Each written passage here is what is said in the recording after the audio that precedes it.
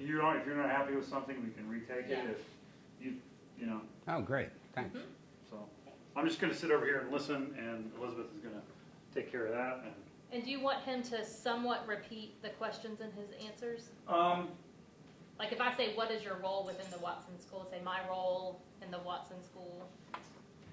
Yeah, I guess so. Because we'll need we can that always cut it out. Okay. So, yeah. But she's not on mic, though, right? No, here's what's going to happen is the way when we edit this all together, what will happen is we will likely cut to you answering, and the question will either be implied or it will be in the script. Maybe a narrator will say, So I don't need to worry about you know, that.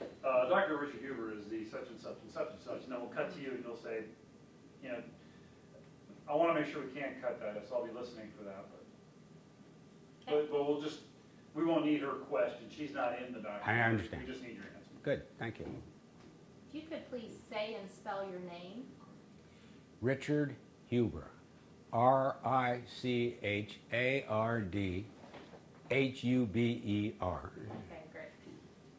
So we'll start by asking, what is your role within the Watson School International Studies program?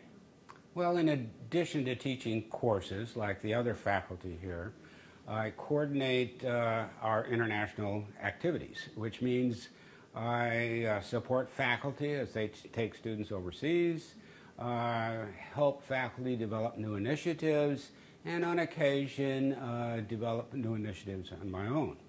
So it's a very busy time with that. In what countries do Watson School of Education students study or teach and/or teach? We finish our student teaching in 3 different countries: Belize, Kuwait, South Africa, and we're working on, for this spring, China. So they student teach locally for 10 weeks and then finish their student teaching overseas for 5 weeks. In addition to teaching abroad, do we have study abroad programs in other countries? Right. We have 2 summer programs. Japan, students go to Japan for 3 weeks, and we have a Costa Rica program that just returned where they do Spanish immersion for 3.5 weeks in Costa Rica. What are your perceptions of international study and teaching? For example, what do you think are the benefits? What are the cautions?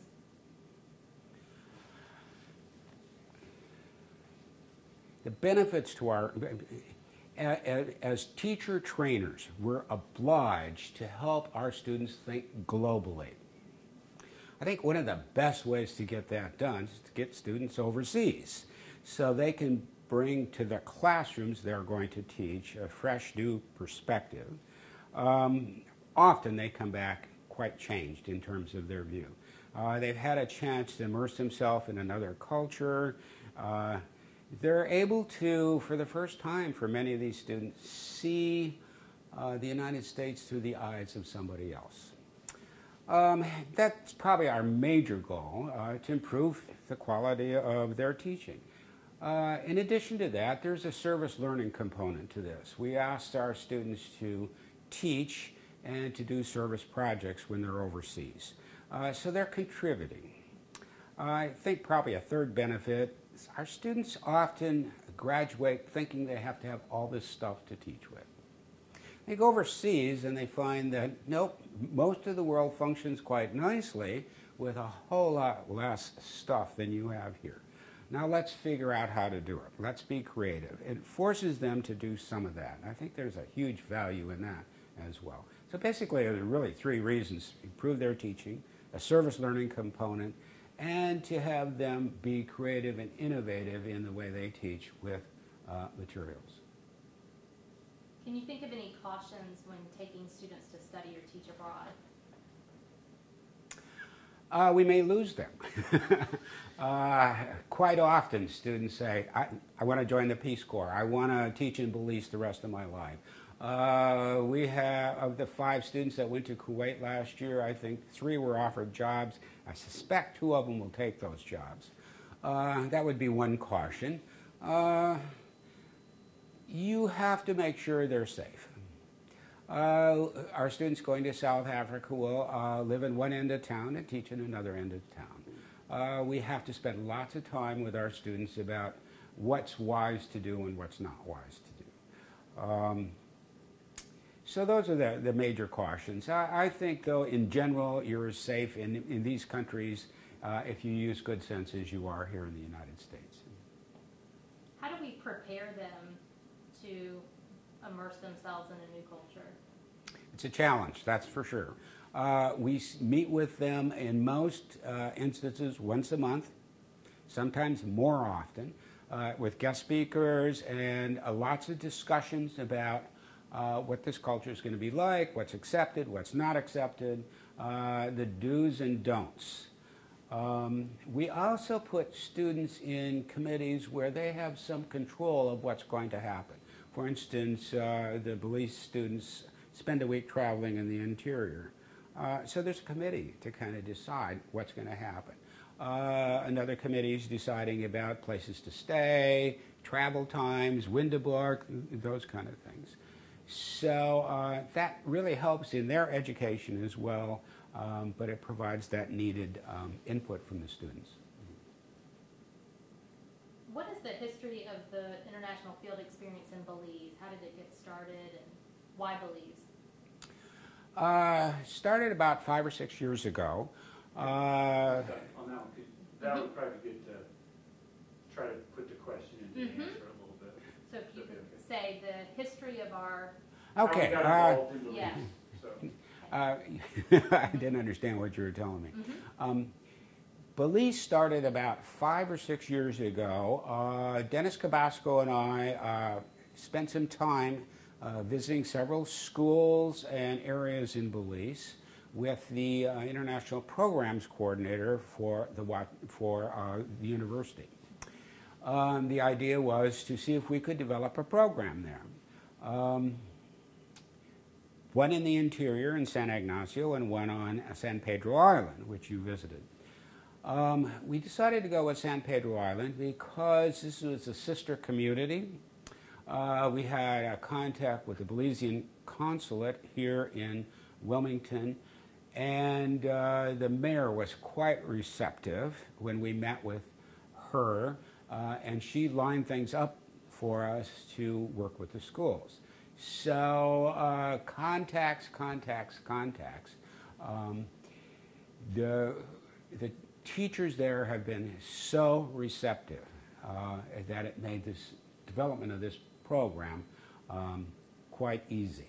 Our students have done an excellent job as ambassadors for the United States and the Watson School. They want us to come back. They look forward to us coming back. So it's been a 5 or 6 year process in developing this. Now, I believe last spring we sent students for the 3rd year in a row. So a couple of years of development and then 3 years of implementation.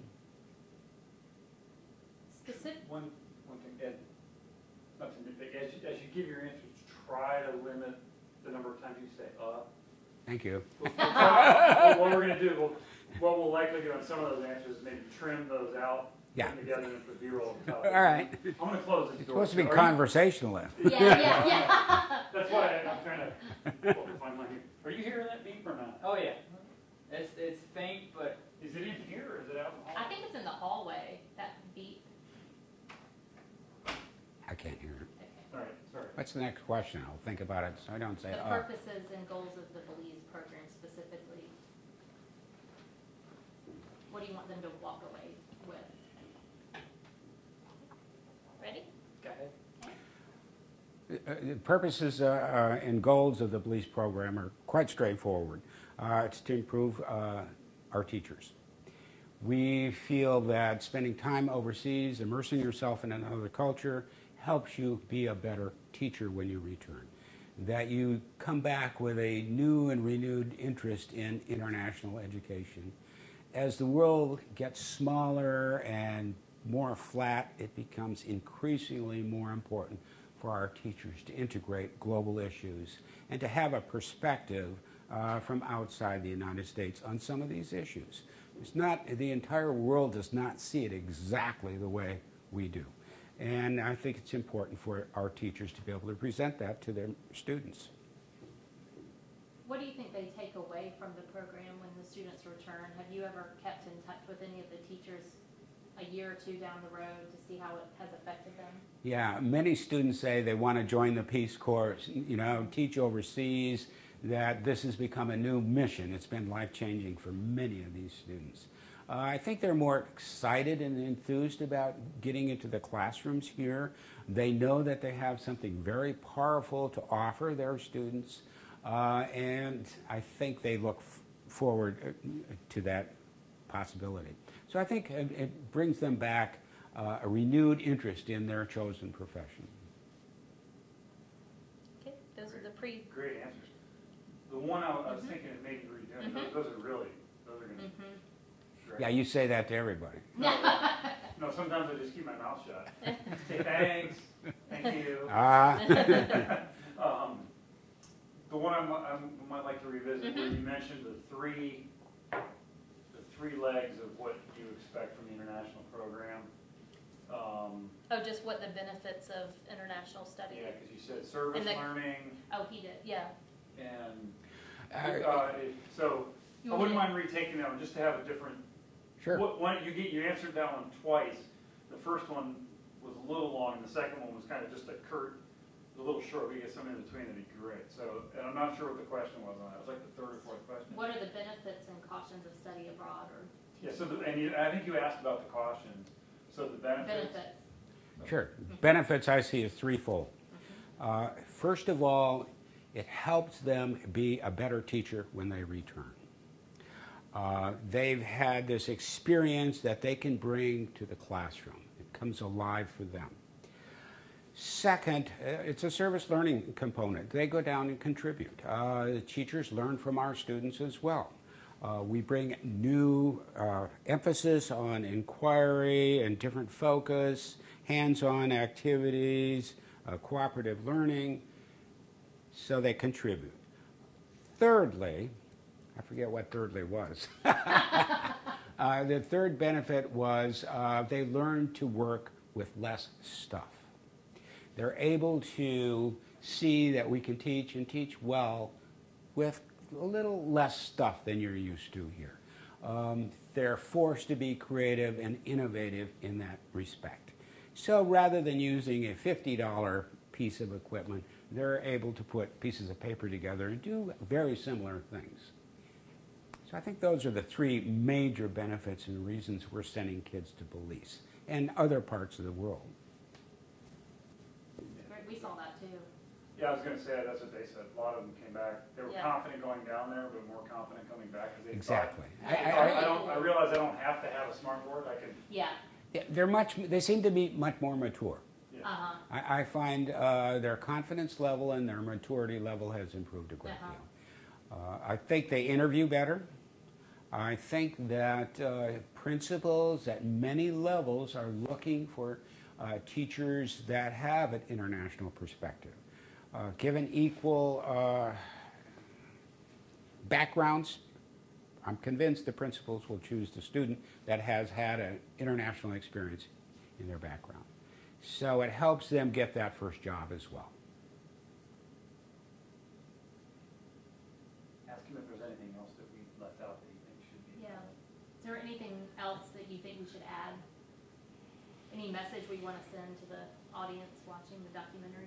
This is a wonderful experience for students. It's fairly inexpensive because it's part of the student teaching semester. You get an extra 3 hours of credit, but since it's above the 12 hours, it really doesn't cost the students very much. It's in our time zone, it's not that far to fly, and yet we have a different culture to experience. You can practice your Spanish, but most of the lessons will be in English. All the lessons are in English, and therefore you can survive quite nicely and yet experience another culture. That's good. Anything else? Now's the time. I said a lot, didn't I? I didn't realize it. I wonder if anything for the recruitment. I mean, that was pretty good right there in terms of the recruitment video. Was there? We're thinking about. I mean, we might. I could talk about that again. I mean, you want to clear that up. I kind of was. In terms of our students, benefits for our students, I think clearly they are more competitive as they apply for jobs. Principals are looking for students with an international perspective. They're under the gun for the State Department and other places to globalize their curriculum. And what better way to do that than to employ a student that has graduated from a respected institution and had an international experience. That was nice. Good, Yeah, Okay. it was nice. Anything else? yeah. I think so. That was great. We're done? Thank you, Excellent. Dr. Huber. Thank you very much. That was excellent. Yeah.